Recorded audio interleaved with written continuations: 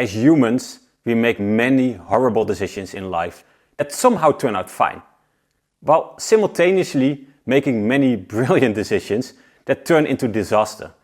Hi, I'm Tom and welcome to the Dopamine Factory, where we aim to understand life and craft daily happiness.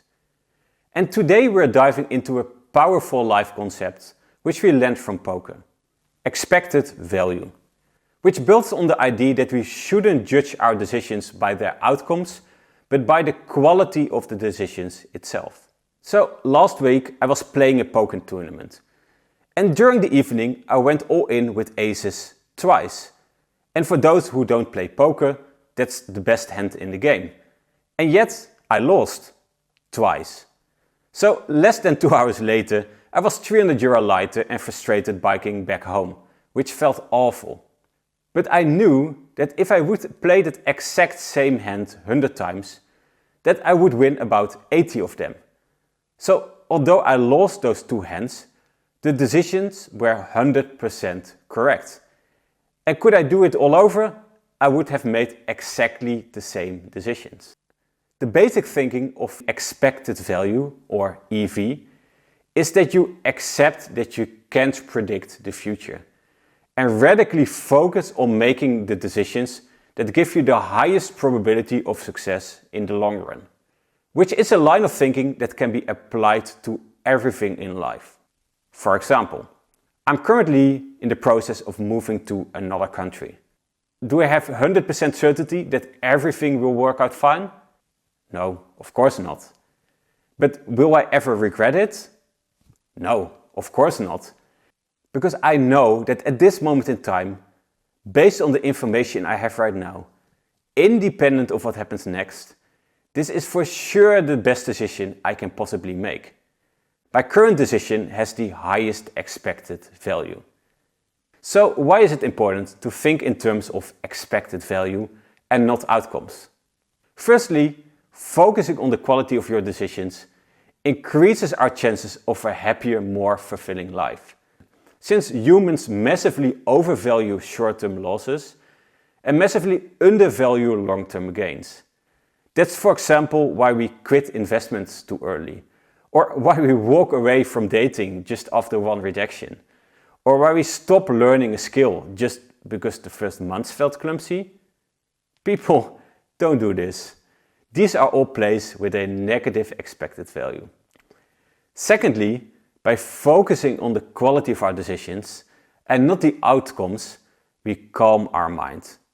Since outcomes always depend on many variables we can't control, like markets or luck or timing or other people's choices. So let's stop making ourselves crazy and just focus on the things we can control to improve our lives. And then lastly, there's the resilience theory. And this describes that success in life requires us to train ourselves in making and sticking to hard decisions. Since many positive expected value decisions feel like losses in the short term, like starting a business. But over time, the compounding of skills, insights and resilience make that many of those early losses still pay out big. So let's make this practical and provide you with a framework to support you in making decisions with a positive expected value. You can think of every decision in life as landing somewhere on the grid with 2 axes, the expected value matrix. With on the y-axis, does it feel good or bad in the short term? And on the x-axis, does it create a positive or negative long-term value? Which gives us 4 kinds of choices: the leak, the trap, the investment and the jackpot. Starting with choice category number 1, the leak. And these are choices that give us a negative feeling now and have a negative expected value later. And these are the worst of choices. Like staying on a job you hate without any growth, or dragging a broken relationship forward just because you fear to be lonely. Choice category number 2 is the trap. And these are the choices which give us a positive feeling now, but have a negative expected value later. And this is the dangerous zone, since it feels amazing now, but drains you later on. And examples of this are gambling or addictions or impulsive spending or toxic flings. Don't do it. Then we have choice category number 3, the investments.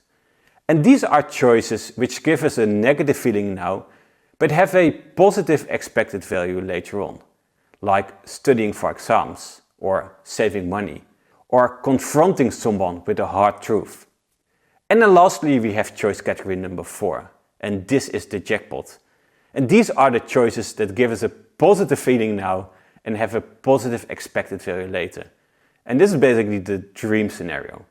And examples of this are building a healthy relationship, or finding a type of exercise that you actually enjoy, so you get both fun and fitness at the same time. The art of life is to reduce the leaks, escape the traps, embrace the investments, and keep stacking the jackpots.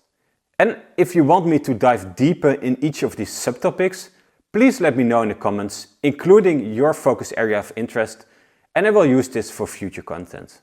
The trap most people fall into is that we are judging our happiness in the now as a single poker hand, where we celebrate our wins, hey, and curse when we lose.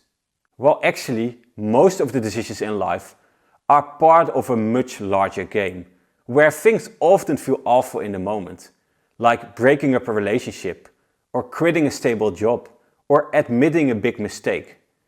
But these are exactly the type of choices that in 10 years from now feel like the best decisions you ever made. Because despite the pain in the moment, these are the decisions that for many people had the highest expected value and helped them to break through certain barriers and accelerate their growth. Let's now summarize how to always aim for the highest expected value. Point number 1. Separate decisions from outcomes. Don't confuse losing a hand with playing badly. Judge your choices, not your results. Point number 2. Play the long game. Focus less on daily wins and more on stacking investments that compound over time. Not the does it feel good now, but the does it add value on the long run. Point number 3. Reframe your losses. If a painful decision gave you skills, insights and freedom, realize that it might still have a positive expected value in the long run, even if it hurts right now.